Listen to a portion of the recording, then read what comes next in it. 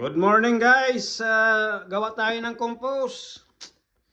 Yung mga nabubulok, yung mga tinatapon nyo, pagkain, kahit anong, kahit naman yung mga niluluto na.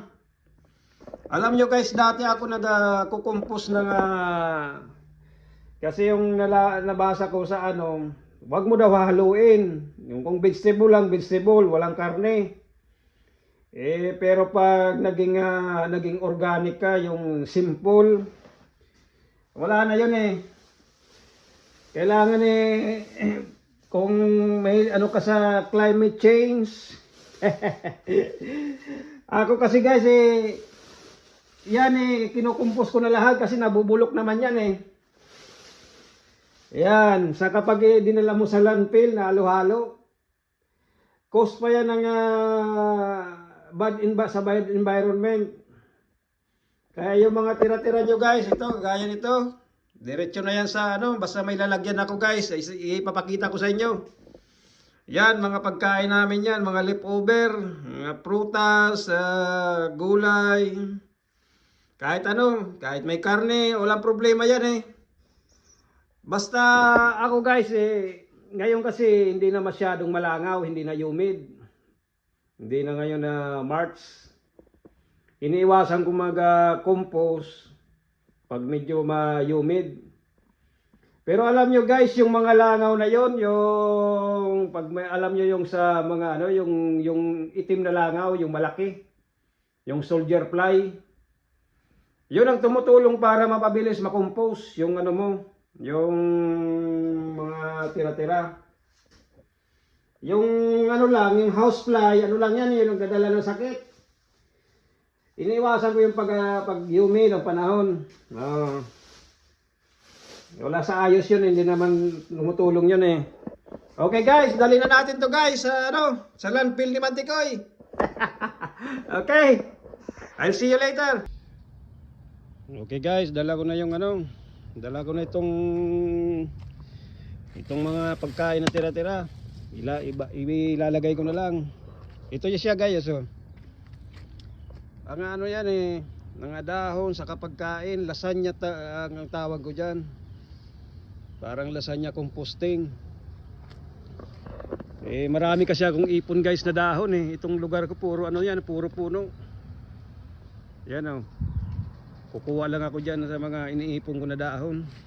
Ngayon nga hindi pa masyado marami. Pag talagang taglagasan ng dahon punong-puno yan. Kaya guys, ito lalagyan ko lang. Ito tatapon ko lang yan dyan ganyan lang yan di ba? Saka kukuha ko ng dahon. Ito gamit ko yung fork. Ito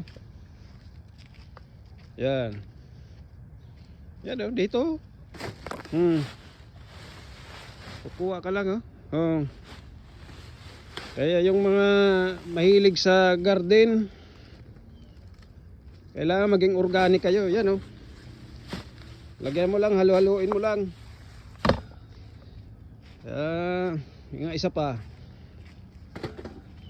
Mga dahon niya na uk, pine needles. Kaya pag gagarden si Mantikoy baka mga March. Ayan. Guys, ganyan na yan halo-haloin mo lang. Kahit na ganyan lang yan Saka ito babasain ko. Tawag ko kasi dito para sa akin na lasagna composting. Ayan walang tubig, kukuha ko ng tubig. Yan.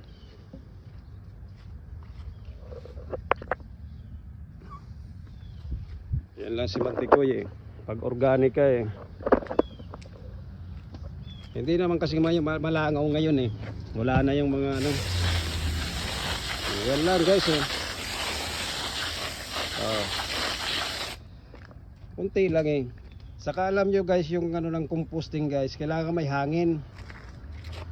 Ito may butas yan minutasan ko yan. Saka kailangan yan, ito turn mo yan paminsan-minsan. Ito ang ginagamit ko, yung fork spade. Yan na yan. Kumbaga, alam nyo yung ano, yung sa advertisement, yung seed it and forget it. yung sa ano yun eh, pagkain eh. Okay guys, Master Mantikoy. Saka alam nyo guys, yung dati ko na nakumpos, ito wala nang amoy yan eh. Yan oh. Ready na yan. Ginagawa ko lang yan pang mulching. Kailangan medyo walang amoy yan eh. Ang amoy niya parang earthy ano. Yan, ready na yan eh. Yan ang ginagamit ko sa ano, sa mga garden. Iipon lang ako.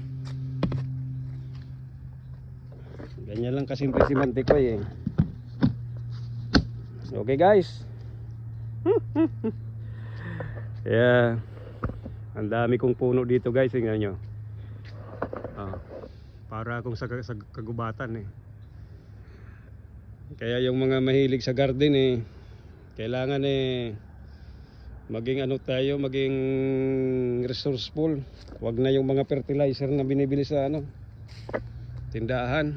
Yan oh. Kailangan mo lang naman kasi carbon. Ito carbon na to, mga